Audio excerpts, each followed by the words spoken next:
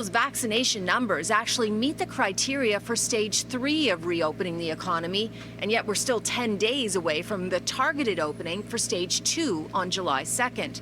The government, although it says that it really wants to open up sooner, has not made any indication that it actually will speed up the pace of reopening further. The Solicitor General today said they are weighing more than just vaccination numbers. We have also seen some hotspots like Waterloo, like the Porcupine Public Health Unit.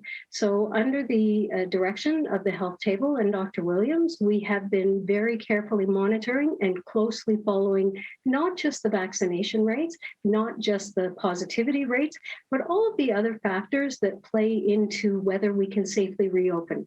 And that includes things like our hospital capacity. Today, there are 314 patients in ICUs, including 11 from Manitoba. That's below the 350 threshold, where hospitals are strained to their limits. Under stage 2, hair and nail salons can open and outdoor sports and leagues are allowed. Under stage 3, indoor dining and sports can resume. I have 5 women in my house, 5 women that are on to me. They're lobbying me hard. So are these manicures, pedicures, and everything else that they get done. Last week, Premier Ford said he was putting pressure on the Chief Medical Officer of Health to speed up the reopening. Dr. Williams, though, quite bluntly said he wanted to stay the course.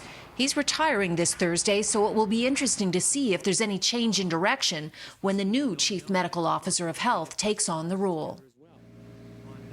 And when it comes to vaccines, Health Canada and scientists worldwide are keeping a close eye on a CDC meeting this week in the U.S.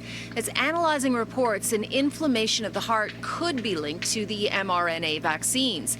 The condition is called myocarditis. It's usually caused by a viral infection and can cause fatigue and chest pain. Dr. Isaac Bogosh says reports of it being linked to vaccines are rare, but must be taken seriously.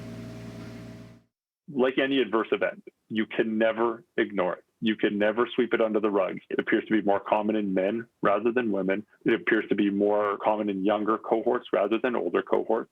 But again, I think it's also fair to say that we don't know enough about this.